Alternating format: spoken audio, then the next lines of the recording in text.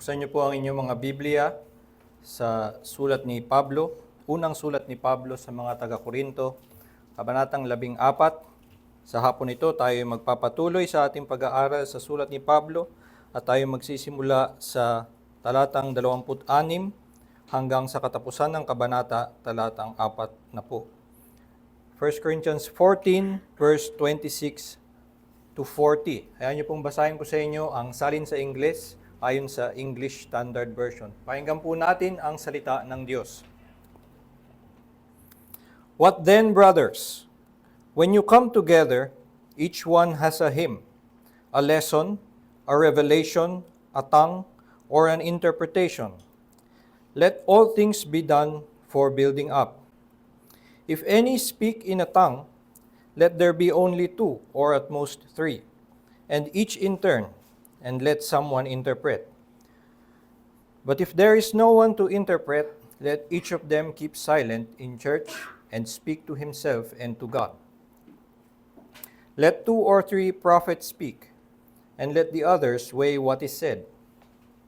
If a revelation is made to another sitting there, let the first be silent. For you can all prophesy one by one, so that all may learn and all be encouraged. And the spirits of prophets are subject to prophets. For God is not a God of confusion, but of peace. As in all the churches of the saints, the women should keep silent in the churches, for they are not permitted to speak, but should be in submission, as the law also says. If there is anything they desire to learn, let them ask their husbands at home, for it is shameful for a woman to speak in church. Or was it from you that the word of God came? Or are you the only ones it has reached? If anyone thinks that he is a prophet or spiritual, he should acknowledge that the things I am writing to you are a command of the Lord. If anyone does not recognize this, he is not recognized. So, my brothers, earnestly desire to prophesy, and do not forbid speaking in tongues. But all things should be done decently and in order. Pagpalain nawa ng Diyos ang pagkabasa ng kanyang salita. Isa nga sa mga pinakamainit na usapin sa lahat ng iglesia at sa iba-ibang mga denomination at nagiging sanhi ng paghiwa-hiwalay ng mga iglesia ay patungkol sa pamamaraan ng pagsamba. Ang pamagat ng aking mensahe ngayon ay orderly worship, at sa mga salitang ito, ang mas madalas na papasok sa isip natin ay yung methods o mga detalye kung paano magiging maayos sa pagtingin ang itsura ng pagsamba. Gusto natin na maayos ang pananamit ng mga tao, na ang mga upuan ay pantay-pantay, na walang tayo ng tayo o nagkakape. Ito ang mga pinag-uusapan natin o mga nagiging mas concern ng mga tao sa worship. Minsan din tungkol sa gusto nating kontrolin kung ano ang style ng music, kung anong klaseng mga instrumento, anong volume, at disorderly para sa atin. Ang magiging pinaka-concern natin na disorder ay yung tipong yung accompaniment nagkamali, o yung sound system natin na sira-sira, o kaya yung ating pang mga ginagawa dito, live stream, yung iba nating mga pinagsasagawa habang nandito, gusto lang natin na maayos siyang tingnan. Yun ang iniisip natin pagdating sa orderly worship. At mainam naman na magkaroon ng concern at gawin natin to ng hindi nakakadistract yung ating pagsamba. Pero kung titingnan natin dito sa mga talatang ito kung saan si Pablo ay nagtuturo tungkol sa maayos na pagsamba, kung saan gusto niyang makita ang orderly worship, ang kanyang concern ay hindi tungkol sa panlabas na itsura ng kanilang pagtitipon, kundi kung ano ang espiritu, kung ano ang puso na naihahayag sa kanilang mga pagtitipon para sa pagsamba. Parang sinasabi dito ni Pablo na kapag sila ay nagtitipon, ang napapakita nilang Diyos ay isang God of confusion and not of peace. Dahil sa kanilang puso na hindi nagmamalasakit sa kanilang mga kapatid at gusto nilang ipakita lamang ang kanilang kagalingan o ang kanilang kaloob, gusto nilang ipakita na yung kaloob nila ay mas mahalaga sa kaloob ng iba. So yung nagtatangs gustong ipakita na meron siyang gift of tongues at dahil yung iba na walang gift of tongues ay nabibighani, namamangha doon sa ibang may kaloob, gusto lamang niya ipakita ito. Para kay Pablo, yun ang itsura ng disorderly, isang confused worship dahil wala itong direksyon at ito'y lumilihis doon sa direksyon na malinaw na gusto ng Diyos. Yun ang ibig sabihin ng confused. Di ba kapag ang itsura ng confused, nakikita natin minsan sa cartoons, ay nagpapaikot-ikot, naduduling, saka may umiikot na stars sa kanyang ulo. Ang ganitong confused, ibig sabihin, hindi siya makapunta sa kanyang pupuntahan, walang direksyon, nalihis siya sa kanyang tunay na layunin. At malinaw ang layunin ng Diyos na maghatid ng kanyang pag-ibig, na iligtas ang mga makasalanan, ang kanyang mga hinirang, at sila'y pabanalin. Ito ang malinaw na layunin ng Diyos. Malinaw na mabuti ang kanyang gusto para sa kanyang mga anak, pero ang kinakalabasan ng pagsamba na ang mga tao ay walang pag-ibig sa isa't isa, kundi nagpapagalingan at nagpapataasan ay disorderly in such a way na parang nagmumukhang ang kanilang Diyos na sinasamba is a God of confusion and not of peace. Kaya itong actually dito sa 26 to 40, makakita tayo ng maraming mga very specific instructions. Nagbibigay si Pablo ng mga number kung ilan dapat lang ang magtatangs, ilan dapat lang ang magpa-prophesy. Nagbibigay siya ng instruction na isa-isa nyo lang gawin. So parang isang minsan kung babasahin natin to ng surface reading lamang, pwedeng babasahin natin parang cookbook at susundin lang natin. Sabi, ito ang step 1, ito ang step 2, dalawa lang, tatlo, bawal na maging 4. Pero hindi natin nakukuha yung mas malalim na prinsipyo. Ang gustong ipakita dito ni Pablo ay dapat ang ating pagsamba ay sumasalamin sa ating Diyos, at ang Diyos natin is not a God of confusion, but of peace. Nangyayari nga ito kapag nung panahon nila ay dahil may kaguluhan tungkol sa mga kaloob, hindi nila ginagamit ng tama yung speaking in tongues at yung prophecy. At para bang nagpapagalingan lang yung mga tongue speakers at yung mga prophets. Sa itsura, hindi naman malinaw dito, pero kapag binabasa natin yung tugon ni Pablo sa kanila, ay mukhang ang nangyayari, may nagtatang sa kaliwa, may nagtatang sa kanan. Hindi ko ma-imagine kung paano nila naisip yon na ito may nagtatangs, may nagpa-prophesy doon. At hindi ko rin alam yung logistics kung paano nila yung gagawin. Siguro ba, may nagtangs dito, sino mang gustong sumunod sa kanya, dito na lang kayo or lumipat kayo sa kabilang kwarto. Tapos yung iba, may sarili kayong space doon. Hindi ko din talaga ma-imagine kung anong gagawin. Pwede rin naman na nag-ingay-ingay na lang sila sa isang kwarto.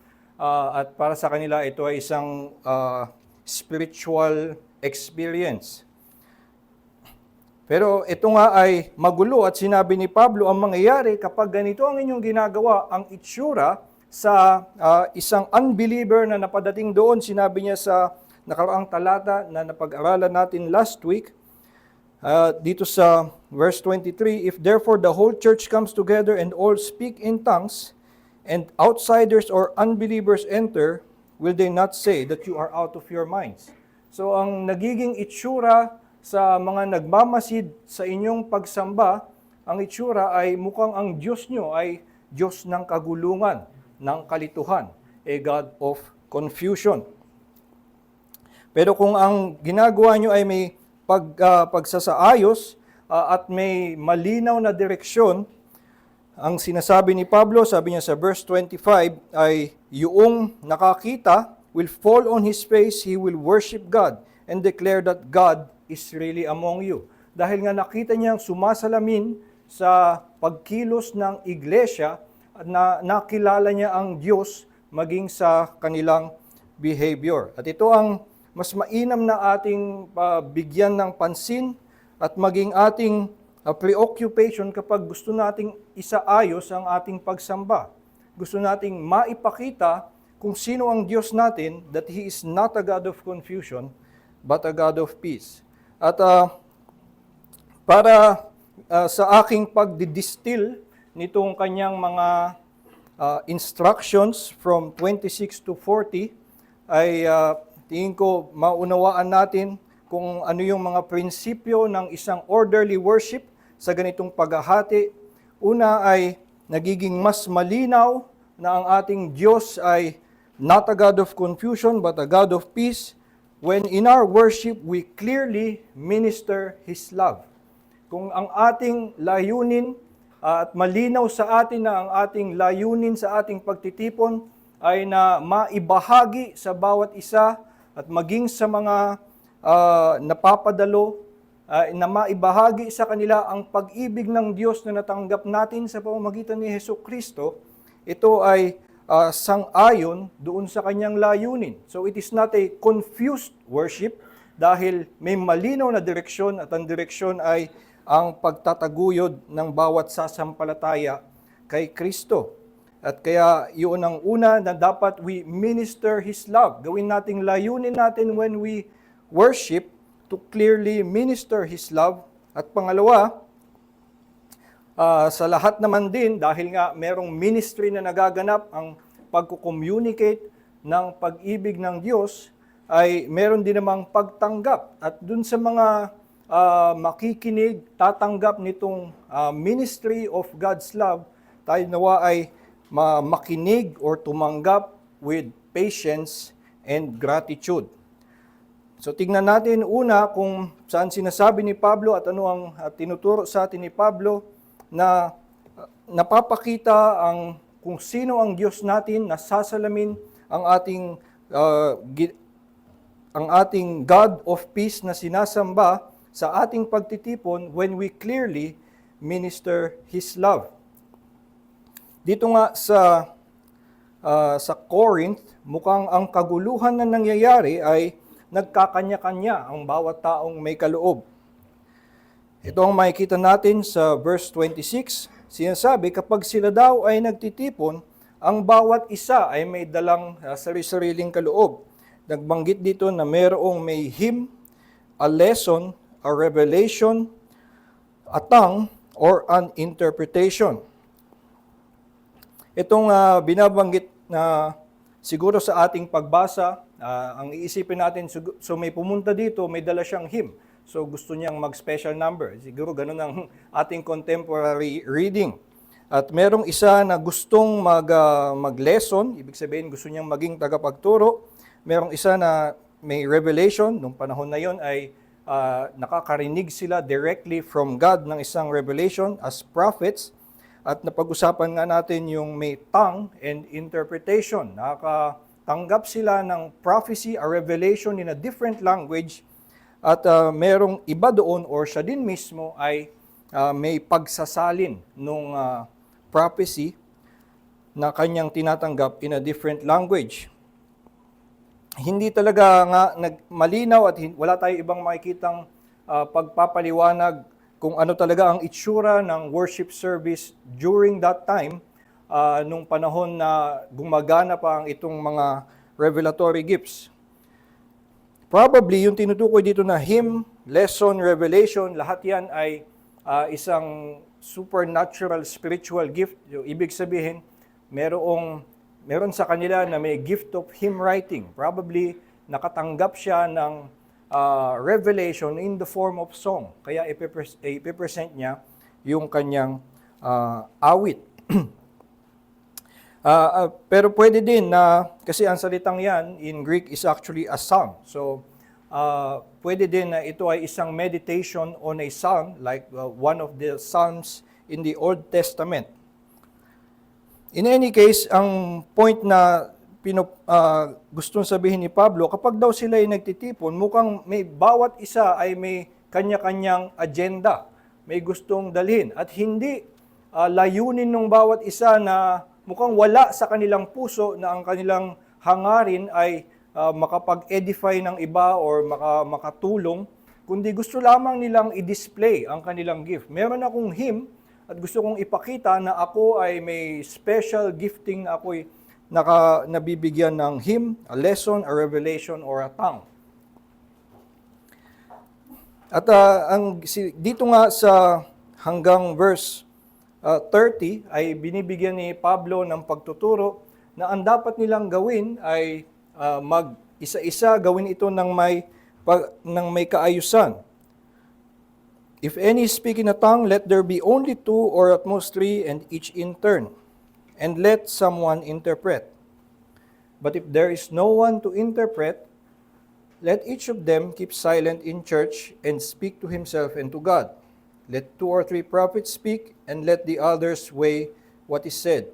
If a revelation is made to another sitting there, let the first be silent.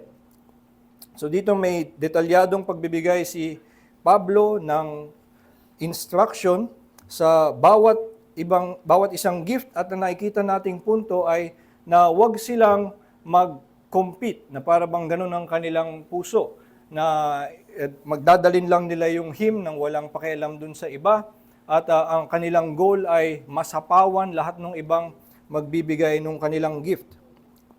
Dapat sa kanilang pagtitipon, ito yung prinsipyo na binanggit niya sa 26, let all things be done for building up. Lahat ng kanilang mga kaloob na dala, dapat ay kanilang gagawin ng may ganoong layunin na tumulong sa pagtataguyod ng kanilang kapatid.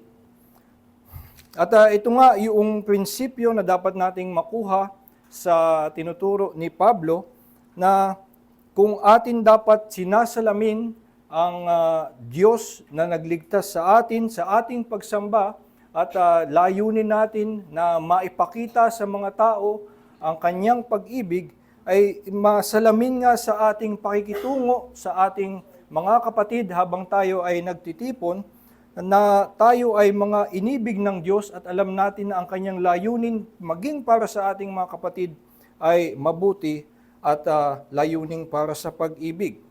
Ang Diyos natin ay tinubos hindi lamang tayo, kundi pati ang ating mga kapatid. Si Kristo ay namatay para din sa mga kasama natin sa iglesia.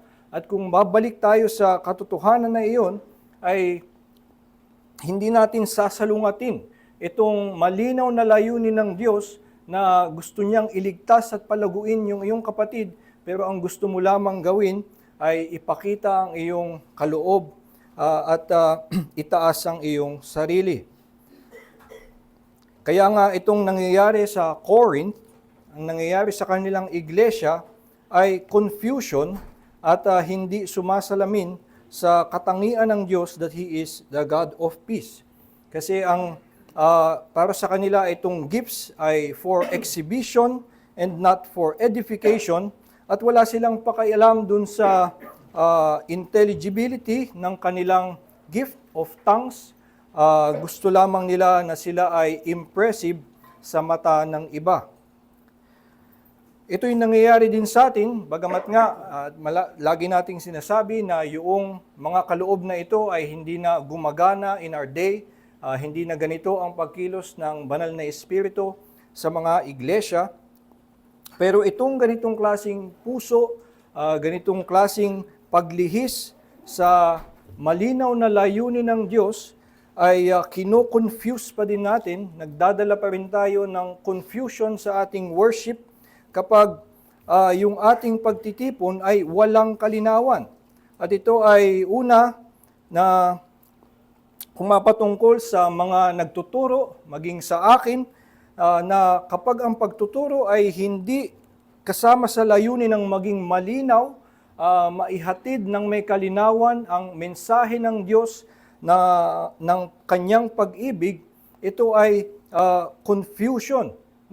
Kumbaga, minsan may mga nagtuturo na gusto lamang i-display ang lalim ng kanilang pinag-aralan at pinapakita lamang, gumagamit ng iba-ibang mga theological terms na wala namang ibang nakakaunawa, or hindi kasi niya talaga nilayon na or sinapuso na kapag siya'y tatayo, meron siyang mga kakausapin na dapat meron siyang pag-ibig para sa kanila at kanyang layunin na makatulong sa mga nakakarinig sa kanya. Kapag ang kinukuha lang ng isang teacher ang platform, ang pulpit, para ipakita ang kanyang karunungan o kaya ay depensahan ang kanyang mga paniniwala, gusto lamang na magkumbinsi tungkol sa kanyang mga conviction, pero hindi sa layunin na palaguin, tumulong sa mga may problema o i-encourage ang mga kanyang mga kapatid, ipaalala sa kanila ang pag-ibig ng Diyos na dahil sa nakaraang 6 na araw na sila'y nababad sa mundo, ay sila'y nililihis mula sa Ebanghelyo, ay nawawala ang ganitong focus ng mga teacher na magdala lamang ng isang malinaw na gracious gospel message sa kanilang mga tagapakinig. At ito nga ay kailangan ang mga nagtuturo maging handa at maging kanilang layunin talaga na ang kanilang pagtuturo ay may kalinawan. At maliban nga doon, ang kanilang pagtuturo ay dapat mayroong pag-ibig. Meron naman nga na mga nagtuturo na napakalinaw, madali silang maunawaan, pero hindi pa rin nagmumula o naglalayon ng pag-ibig. Hindi iniisip ang kanilang mga kapatid, ang kanilang mga tagapakinig. Gusto lamang na ang kanilang katuruan ay panghawakan din ng iba. Hindi na inisip niya kung ano ang mensahe ng Diyos para sa kanila na ang pagkakasabi ni Jesus sa Isaiah chapter 50 ay na siya ay tinuruan ng Diyos ng mga salita na nakapag-aaliw sa mga hapis. So ito ang dapat na dala ng mga mensahero ng Diyos tulad ni Jesus. Ang kanyang layunin ay na magdala ng words of comfort to the weary. Pero dahil hindi nga siya malinaw sa kanya na pag-ibig ang kanyang dapat na ginagawa, siya ay nagtuturo lamang, nag-explain lamang, naghahatid ng facts at mga theology, doctrine, pero ito'y hindi para sa pag-ibig, kaya ito'y nakukonfuse ang mensahe ng Diyos para bang ang iglesia ay isang school, isang graduate school kung saan ang layunin lamang ay maitama ang inyong mga maling pinag-iisip at hindi na kayo ay mga makasalanan na kinakailangan ng gracious words of God na nakapagpapalakas, nagbibigay sa inyo ng encouragement, kinukumbinsi kayo na ganito ang lalim ng pag-ibig ng Diyos sa kanyang biyaya na makikita natin kay Hesukristo at ito ang magko-comfort sa atin bilang mga makasalanan. So ito ay nakukonfuse minsan ng mga nagtuturo ang iglesia na para bang nagmumukha ang iglesia na isang school of theology and not a hospital for sinners. At ito ang dapat na maging pananaw ng mga nagtuturo, may kalinawan sa kanila na ang kanilang layunin ay ang mga makasalanan ay maiahon sa kanilang miserableng kalagayan sa pamamagitan ng mensahe ng Ebanghelyo. Kaya ang una nga na tinuturuan ng mga salitang ito na binigay ni Pablo ay ang mga tagapagturo. Ang mga tagapagturo ay dapat tandaan na tungkulin nila kasama sa kanilang tungkulin na magturo ng may kalinawan at may pag-ibig. Pagsamahin natin yun, dapat malinaw na pag-ibig ang kanilang nais na dalhin, ang kanilang mensahe ay malinaw na mensahe ng pag-ibig at hindi na parabang pagtuturo lamang na ikalalago ng kanilang kaalaman. Pero dito sa atin, so far may 2 pa lamang na tagapagturo, pero ito rin ay dapat na siguro kung meron pa sa atin mga aspiring teachers at nakaupo lamang sa ngayon pero sila'y naghahangad na someday ay maka-minister din sa church at magturo din dito. Ito'y isang paalala na nawa ang kanilang layunin ay tunay na maglingkod para sa ikalalago ng iglesia at hindi lamang na ipakita ang kanilang natatagong talento sa ngayon. Na sila ngayon ay nangangati lamang na gusto kong makapagturo kasi lagi akong nakaupo lang, walang nakakapansin na ako ay gifted din. Ito ay isang maling ambisyon na ang dapat nga na nangyayari sa isang aspiring teacher kung siya ay nag-aspire in a godly way for teaching. Ang kanyang hinahangad ay, alam ko itong teaching na nasa akin ngayon na aking nauunawaan ay makakapag-comfort ng ibang mga sinners, na makakadagdag sa kanilang kaalaman na sila'y mas maunawaan ang kadakilaan ng pag-ibig ng Diyos, mas mamangha sila sa kaligtasan na kanilang tinanggap, at mas lumalim ang kanilang pag-ibig sa Diyos, at mas lumakas ang kanilang pasasalamat. Dapat ganito ang ina-aspire ng mga teachers sa kanilang pag sila'y ngayon nakaupo pa lamang. Nawa ganito ang maging ating hinahanap. Sinasabi nga ni Pablo, let all things be done for building up. Pero ito rin ay maaari nating mapagkuhanan ng mensahe sa mga hindi man magtuturo o hindi naghahangad na magturo, maging sa mga tagapakinig. Makakaapekto tayo sa teaching of the church, depende sa kung ano ang ating tinatangkilik.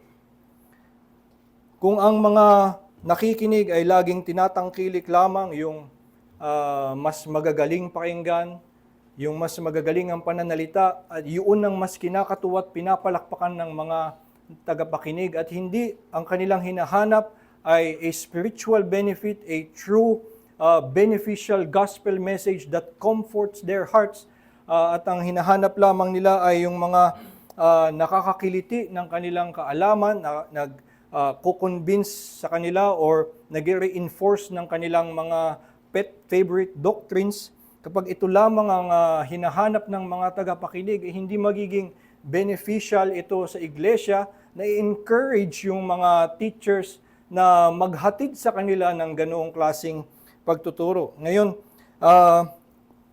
maaaring sabihin natin na dapat ang mga tagapagturo ay hindi nadadala ng ganitong kung ano yung hinahanap sa kanila ng kanilang mga tagapakinig. Pero hindi natin dapat alisin na mayroon din talagang epekto ang mga tagapakinig doon sa mga nagtuturo. Kaya meron talagang mga instructions in Scripture tungkol sa mga tagapakinig. Bawa sinasabi sa Hebrews 13 na gawin natin, i-encourage natin yung mga nagtuturo sa atin at gawin nila ito with joy kasi ito ang mas makaka-benefit naman sa atin. Huwag natin silang pahirapan dahil ano ba namang mapapala natin kung pinahirapan natin sila. Ang mangyayari lang ay hindi nila tayo mapaglilingkuran with joy. So, itong kung maging malinaw sa lahat sa atin na yung pagtitipon ng iglesia, yung pagsamba, ay may layunin na maghatid ng pag-ibig ng Diyos, yun nga hindi magiging confused yung ating worship or magiging clear, magiging malinaw na mayroong direksyon na binigay ang Diyos na sumasang-ayon sa layunin din ng Diyos para sa kanyang iglesia. Ang Diyos ay may layunin para sa iglesia na siya'y pabanalin, at sabi sa Ephesians, to present the church to Himself as His bride, blameless and spotless. So ito ang layunin ng Diyos para sa iglesia, isang mabuti, dakila, malwalhating layunin. Nawa maging malinaw na yun ang ating hinahanap sa ating mga pagtitipon, hindi lamang na ma-entertain nung tagapagsalita or ma-inform o magkaroon ng more arguments for our favorite doctrines. Kaya ito yung mga ganito natin unawain yung mga instruction ni Pablo sa mga talatang ito, na nagpapaalala na ang lahat ng ating ginagawa dapat sa pagsamba in our worship should be done uh, for building up, for edification. Magkaroon ng malinaw na layunin yung lahat ng ating ginagawa, lahat ng ating ministeryo, at maging malinaw sa atin na yun ang ating layunin, to build others up. Kung hindi nga, ay hindi natin nasasalamin yung layunin ng Diyos para sa iglesia at nagmumuka na ang ating Diyos ay a God of confusion and not a God of peace. Dahil ang itsura para bang niligtas niya tayo, binigyan niya ng kaloob, pero walang layunin. Ang mangyayari lang ay nagkikita lang sila, walang patutunguhan, walang direksyon, kung saan ihahatid, kung ano yung layunin ng bawat mga kaloob. Mangyayari lang ay pinagsama-sama lang sila, pero hindi na isaayos ng Diyos na itong mga kaloob na ito ay gagana upang palaguin ng iglesia. So nagmukhang ang Diyos natin ay a God of confusion and not a God of peace. Kaya maging malinaw sa ating mga pagtitipon na ang ating layunin ay pag-ibig. At ito'y mas malalim na ating preoccupation kaysa doon sa mga detalye lamang na maliliit na detalye na kung tama ba ang suot ng mga tao, kung ang mga tao ba ay maayos ang upuan o yung aircon ay nasa tamang temperature. Yung ating dapat mas concern ay kung dito ba sa ating pagtitipon ay nakakaramdam tayo ng pag-ibig, nakikita natin, natututunan natin ang pag-ibig ng Diyos sa mga makasalanan at sa mga mananampalataya. At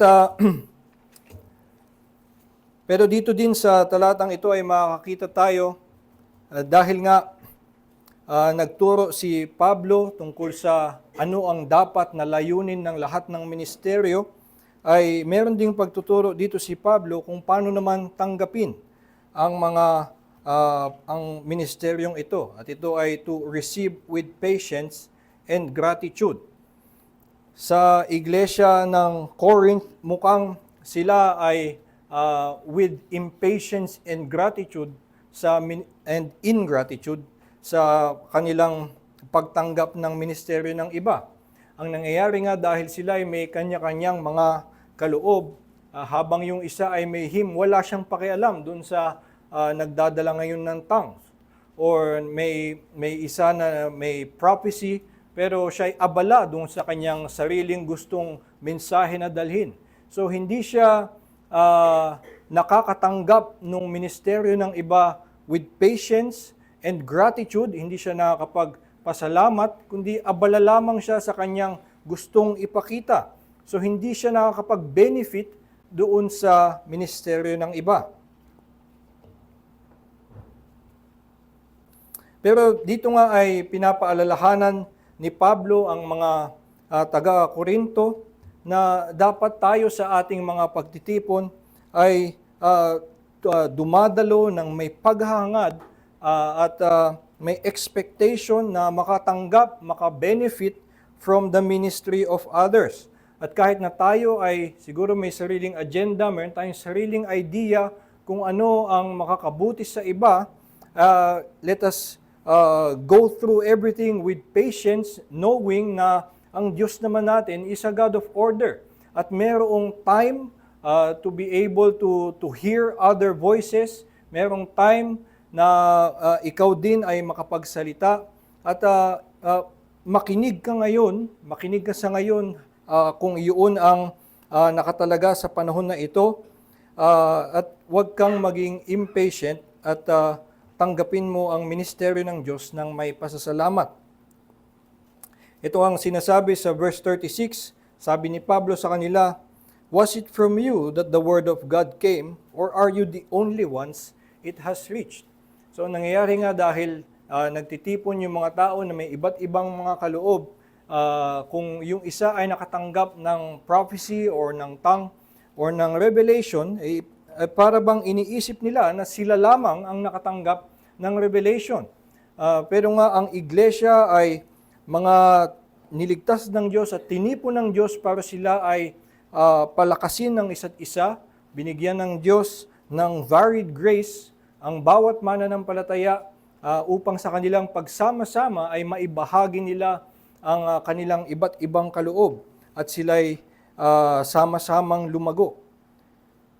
Pero ang nagiging ugali nga ng mga taong ito na may kaloob ay na para bang sila lamang ang nakatanggap ng salita ng Diyos. Kaya't sila'y hinahamon ni Pablo sa verse 36, kayo lamang ba ang nakatanggap ng salita ng Diyos? Kayo lamang ba ang naabot nito? Ganito natin siguro dapat unawain yung sinasabi tungkol sa mga babae, na yung mga babae ay dapat natahimik sa iglesia. Isa ito sa mga pinakamasalimuot na talata dito, masalimuot ang usapan, debate at ano ang interpretasyon. Bakit kaya sinasabi na nakakahiya para sa babae na magsalita sa iglesia?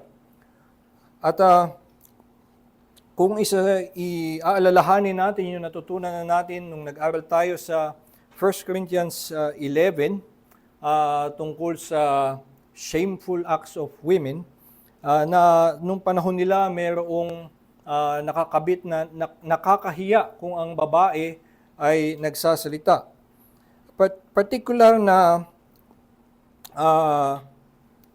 tingin ko dito ay ang tinutukoy particularly ay kung yung women na tinutukoy dito ay asawa ng mga prophets.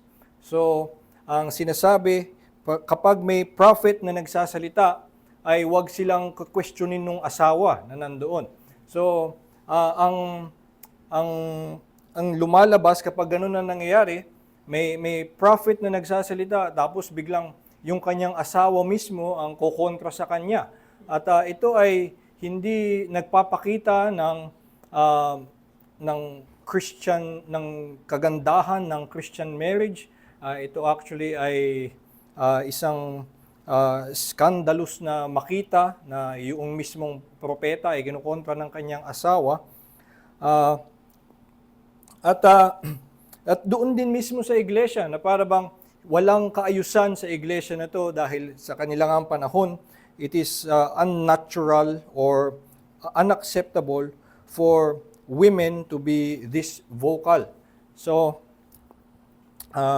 ito ang tingin kong interpretation dyan. Pero in any case, ang prinsipyo na tingin kong papasa ilalim sa mga ito ay na dapat mayroong ang mga tagapakinig, yung mga nakikinig ay nakikinig with patience and gratitude dun sa mga nagsasalita. Kaya nga marami actually sa mga instructions dito ay hindi lamang tungkol dun sa mga may tongues, or may dalang yung binigyan ng gift of teaching. Sa marami dito ang kanyang instruction ay tungkol sa pakikinig. Hindi siguro natin mapapansin pero sinabi sa verse 28 halimbawa, let each of them keep silent in church and speak to himself and to God. Kapag sinabi tungkol sa prophets, let 2 or 3 prophets speak and let the others weigh what is said. So, mayroong magsasalita, pero marami din sa kanya mga sinasabi ay na yung iba makinig. Yung ginamit na salita ay to weigh what is said, ibig sabihin to seriously consider it. So kailangan nila itong pagnilay-nilayan, kailangan nila itong tanggapin. At ito ang tinutukoy ko na kapag tayo ay nagtitipon, ganoon ang kaayusan, at least during their time, ang kaguluhan ay dahil nga yung isa may prophecy at yung isa may tongue, ay walang pakialam yung may tongue message doon sa may prophecy. At sa atin ngayon, pwedeng dahil wala yun, pwede natin itong mahambing sa kapag may nagsasalita o may nagtuturo at wala tayong pakialam doon sa pagtuturo.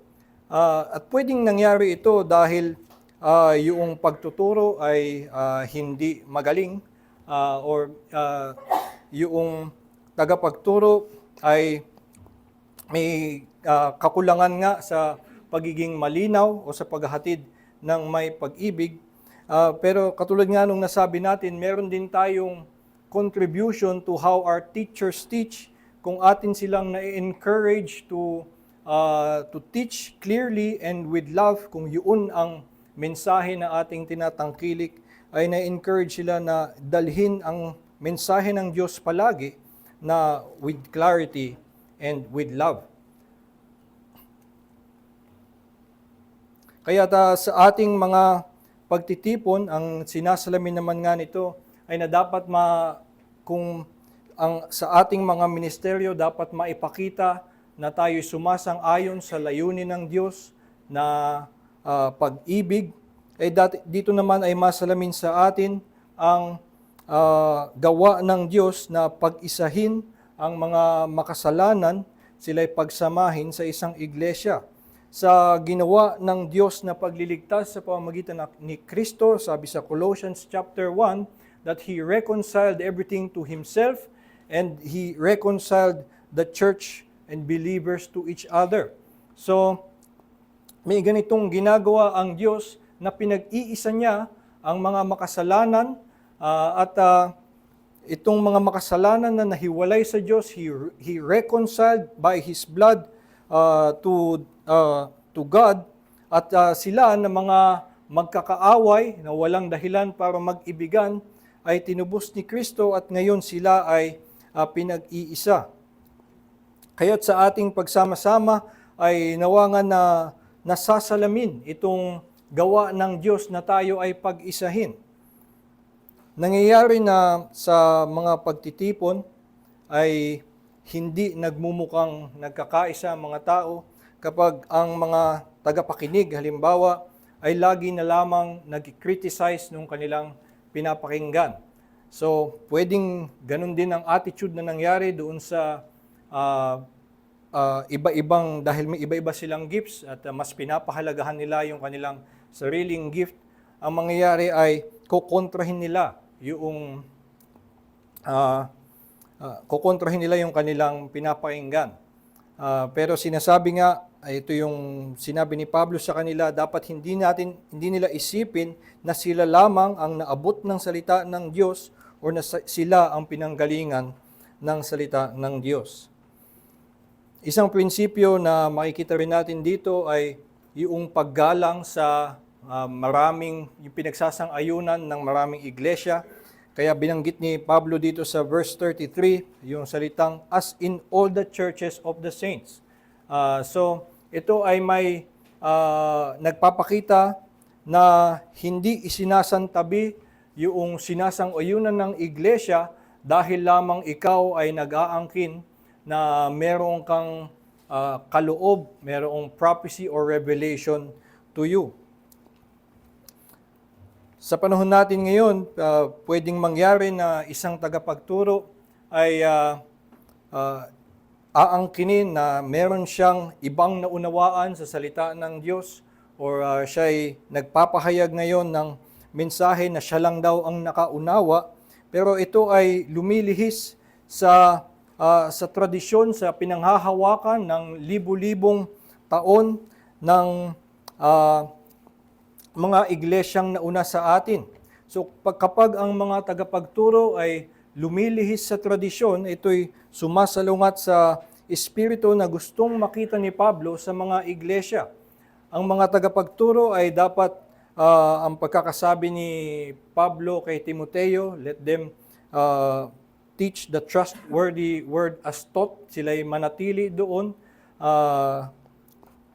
Sila'y ipagpatuloy lamang nila yung form of sound words na kanilang natanggap at hindi dapat sila nagdadagdag ng kanilang mga sariling katuruan at para bang katulad nung sinabi niya sa Colossians chapter 2 na insisting on what he has seen, going on in detail about visions puffed up by his sensuous mind but not holding to the head who is Christ.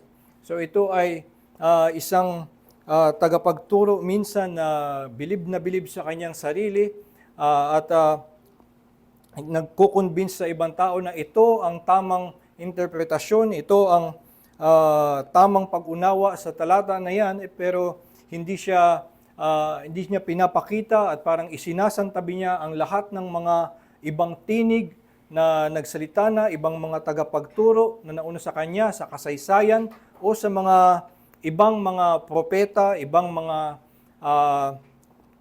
tagapagturo doon din sa same church na yon dahil gusto niyang ipagpilitan ng kanyang sariling teaching.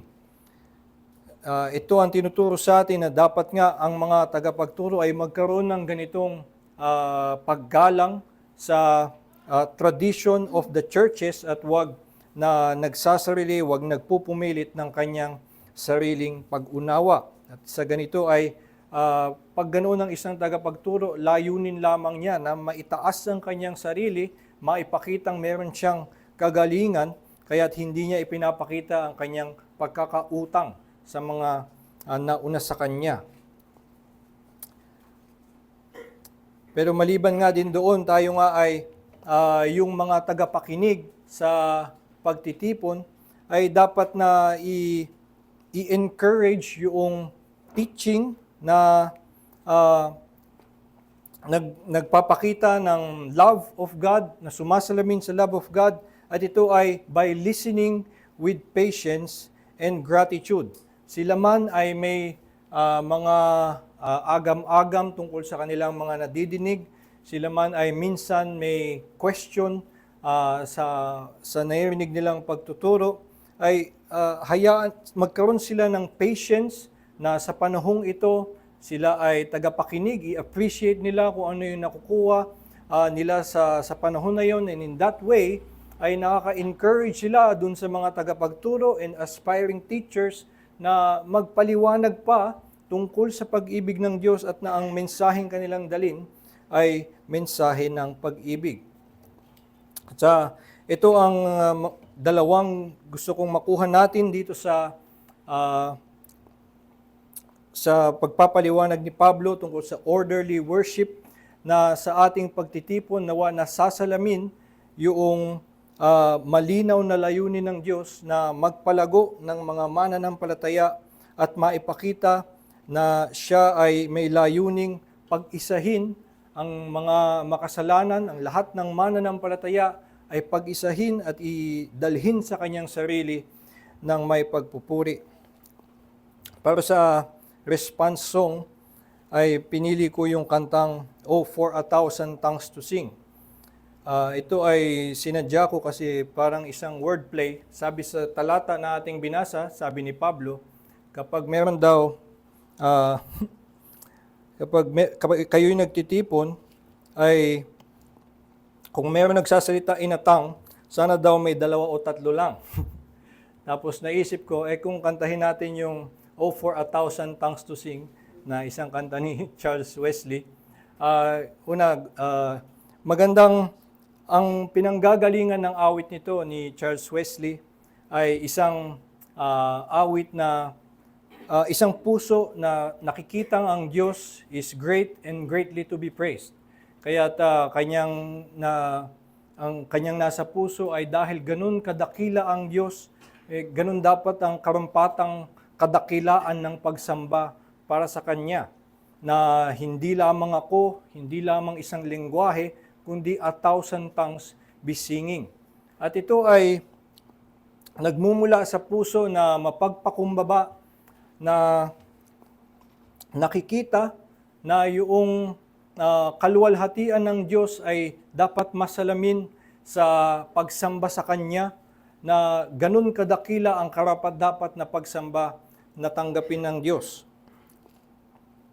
At ito'y nagmumula sa humility, na ikaw ay hindi sapat in yourself, na ikaw lamang ang sumamba sa Diyos. Hindi sumasalamin, hindi enough para sa glory of God na ikaw lang ang sumasamba sa Kanya. Kaya't ang puso ng awit na ito ay nagsisigawan at naghahangad na libu-libu pang mga lengguwahe ang magpuri sa Kanya. At itong klase ng pusong ito ay nanggagaling lamang sa tunay na namamangha sa pag-ibig ng Diyos, tunay na nakakakita na siya nga ay hindi karapat-dapat sa biyaya ng Diyos, kaya't napakalaki ng kanyang pagkamangha sa pag-ibig ng Diyos at nakikita niya na maging ang lahat ng iba na kanyang kasama ay dapat na sumama sa pagpupuri sa Diyos. At ito ay mas sumasalamin sa kaluwalhatian, kabanalan ng Diyos, na ang Diyos natin ay may ganitong kalawak na pag-ibig.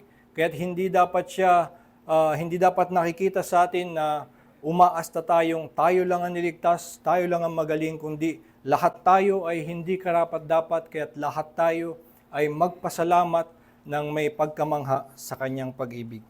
Tayo po ay manalangin.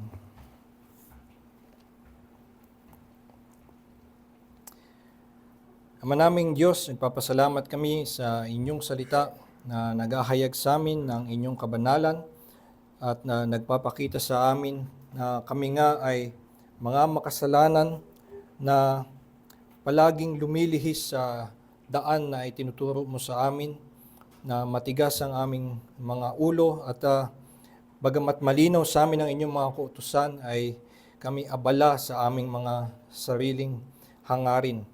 Salamat nga Panginoon sa inyong salita na nagtutuwid sa amin, nagtuturo sa amin kung paano kasambahin at nagbibigay din sa amin ng pag-asa na sa pamamagitan ni Hesukristo, bagamat kami ay makasalanan at hindi karapat-dapat sa iyo, ay kami ay tinubos mo, pinatawad mo, at ngayon ay maaaring lumakad ng may kagalakan at kalayaan sa iyong harapan. Dalangin nga namin, Panginoon, na patuloy mong pagliwanagin sa amin ang inyong ebanghelyo sa lahat ng aming pang gagawin at iisipin sa araw na ito. Nawa ang panahong ito ay magamit mo upang lalong ibaon sa aming puso ang katotohanan ng ebanghelyo, nang sa gayon sa mga darating na araw sa aming paglakad ay lagi kaming may pagkamangha at pasasalamat sa pagliligtas na ginawa mo at makita sa amin ang pag-ibig mo na ibinigay mo. Dalangin namin, Panginoon, na ang mga katuroang ito ay humubog din sa aming pagsamba, na patuloy niyong ituro sa amin kung paanong sa aming mga pagtitipon ay masalamin nga ang iyong kaluwalhatian, nang sa gayon ay naihahayag namin palagi ang kadakilaan ng inyong pag-ibig at maipakita namin sa mundo na ikaw ay may mapagbiyayang layunin para sa mga makasalanan sa pamamagitan ni Hesukristo. Dalangin namin, Panginoon, na patuloy niyo kaming samahan sa natitira pang oras sa araw na ito, at nawa nga ay ingatan niyo kami at lalo niyong paglalimin sa amin ang mga salitang aming narinig mula kaninang umaga hanggang sa ngayong hapon, nang sa gayon ay palaging ang aming puso ay may pagkamangha at pasasalamat sa inyong pagliligtas. Ito po aming dalangin sa Panginoon Jesus. Amen.